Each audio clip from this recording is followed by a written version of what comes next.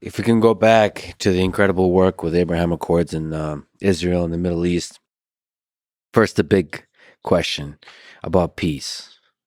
Why is it so difficult to achieve peace in this part of the world between Israel and Palestine and between Israel and the other countries in the Middle East, or any sort of peace-like agreements?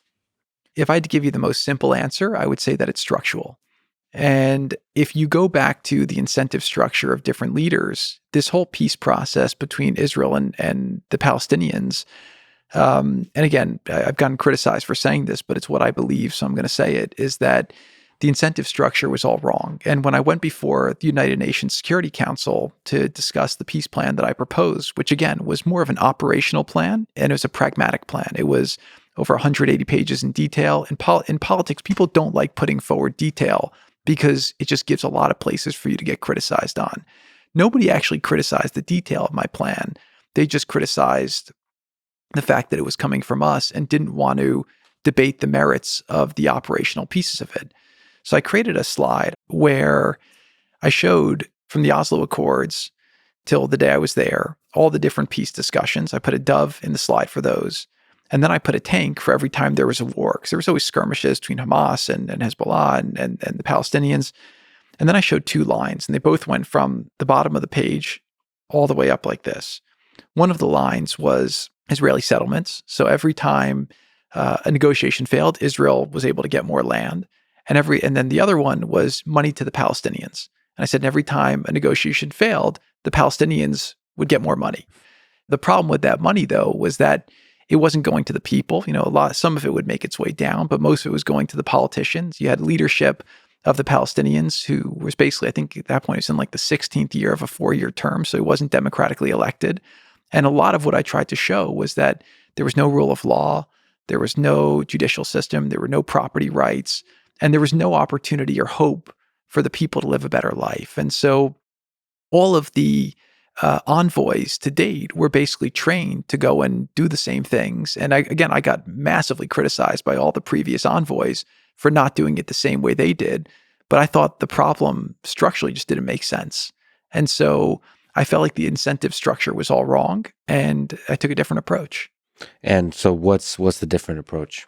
I started writing down a document. These are the, 11 issues, but there's really only 3 issues that matter.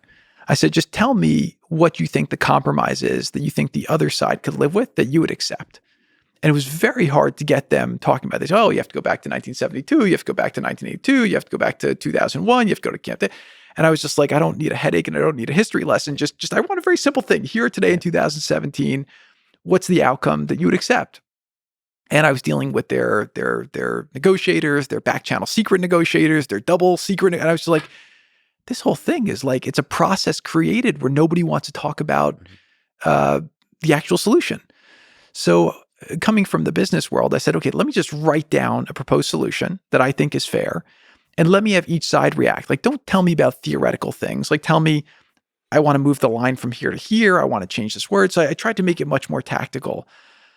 And what I realized was like the Palestinians, they'd worked so hard to get the Arab world to stay with the line of the Arab Peace Initiative. Mm-hmm.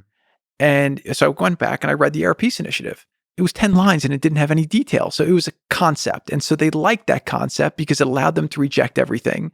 They kept getting more money. I mean, Bibi Netanyahu, who runs one of the most incredible economies in the world, who runs an incredible superpower militarily for the size of their country, he would fly to Washington to meet us and he'd be taking a commercial El Al plane. Mm-hmm.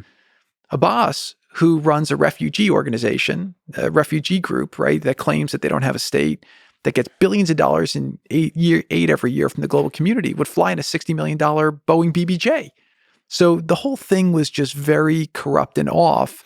And I do think that that's why I don't think people were incentivized to solve it, to be honest. What do you think an actual plan on that part, if you can, just before we talk about Abraham Accords, if there is a peace plan that works between Israel and Palestine, what do you think it looks like? You have to separate it into 2 different issues. And I think that that's actually how we came to the Abraham Accords, is that, I tell the story in the book, and it was one of my favorite experiences during my time in diplomacy, where I went to meet with Sultan Qaboos, who was the Sultan of Oman. And we fly out there because he'd had a secret meeting with Bibi. And I thought maybe he was open to normalizing with Israel. So after he meets with Bibi, he calls me and says, I want you to come see me. So I go over to see him.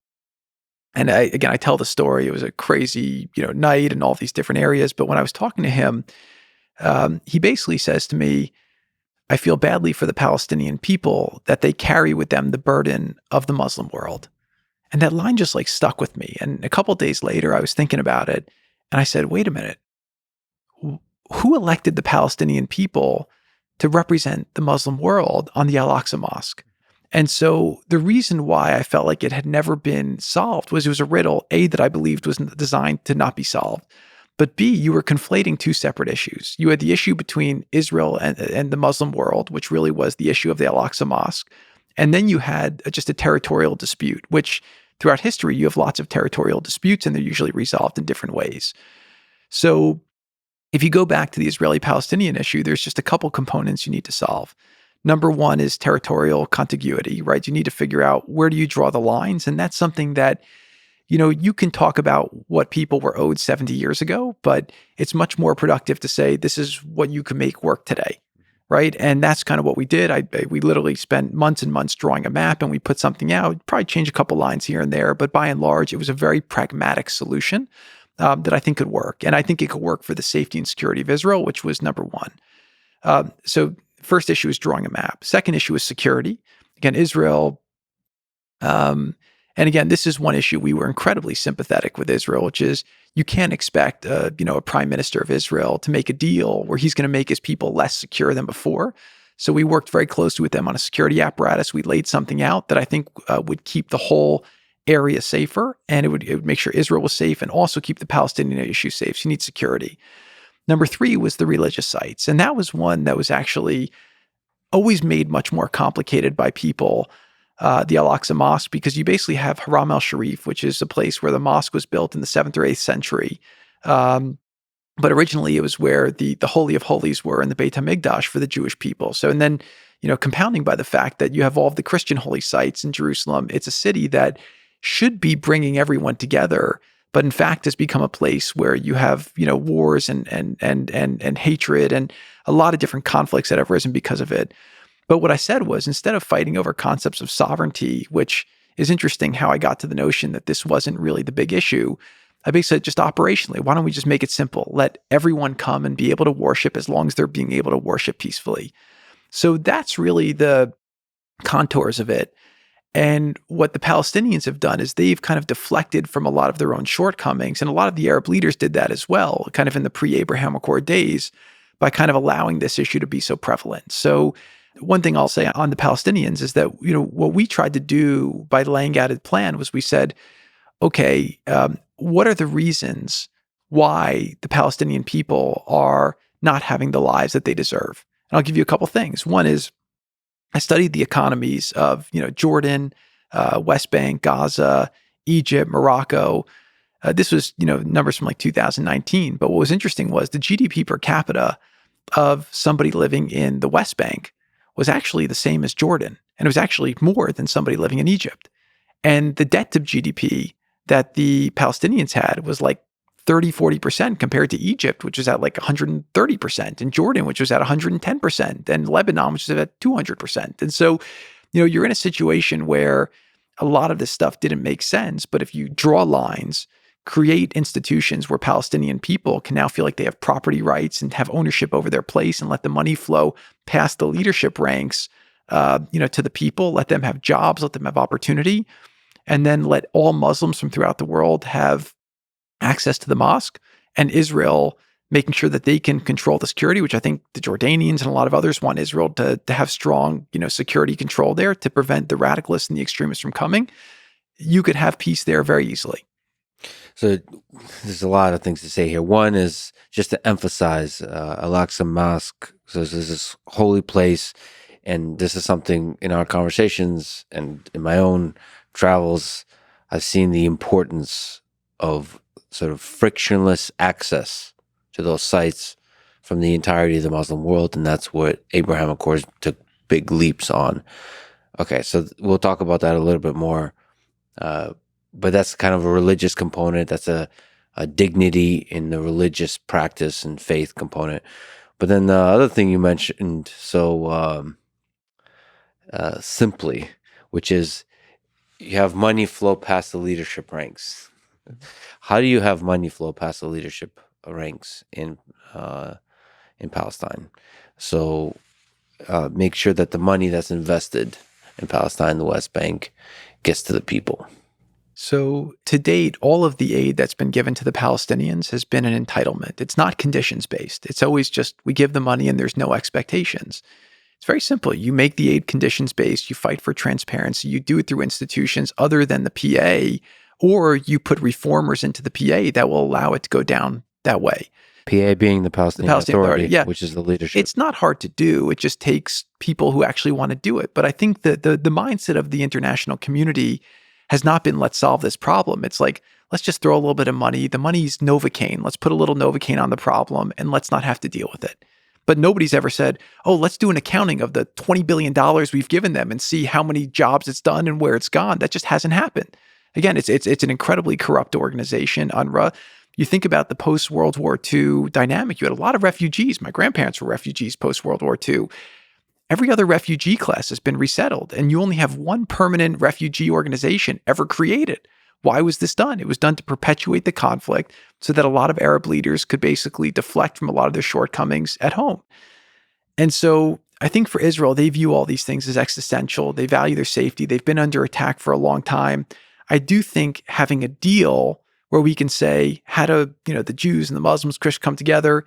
I think King Abdullah from Jordan's been an incredible custodian for the mosque. I think everyone in my travels recognize that he's the right guy for that the King of Jordan should be the custodian of the mosque. We should have some kind of framework to make sure everyone has access. The more countries that have diplomatic relations with Israel, the more Muslims and Arabs that should be able to come and visit.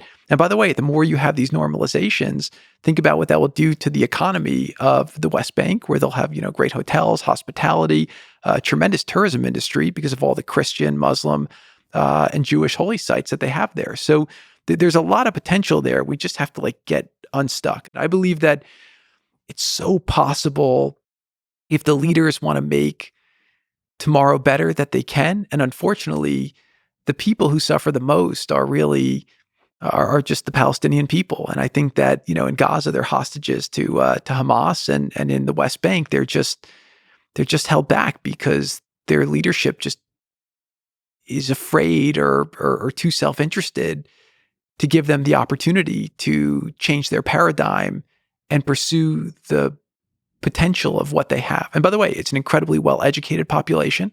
It's an incredibly capable population, and they're right next to Israel, where the economy, they need everything. And so the potential should be incredible if you can just move some of these pieces. But again, there's still a lot of emotion and hatred you have to work through as well. But I do believe that you're not going to solve that by litigating the past. You're only going to solve that by creating an exciting paradigm for the future and getting everyone to buy in and then move towards that. And maybe increase the chance of being able to establish an economy where the entrepreneurs can flourish in the West Bank and so on in Palestine once the relationship across the Arab world is normalized. So one thing on that, which is very interesting, is when I got into my job in the Middle East, all of the conventional thinkers said to me, the separation in the Muslim world is between the Sunnis and the Shias, and that's really the big divide. And as I was traveling, I didn't think there was any divide in that regard. The divide that I saw was between leaders who wanted to give a better opportunity for their people and create economic reforms and opportunity, and leaders who wanted to use religion or fear to keep their stronghold on power. And so if you think about who's not creating the opportunity for their people, is the Palestinian leadership and the Iranian leadership. Mm-hmm. All the other Arab countries were focused on how do we give opportunity for our people to live a better life.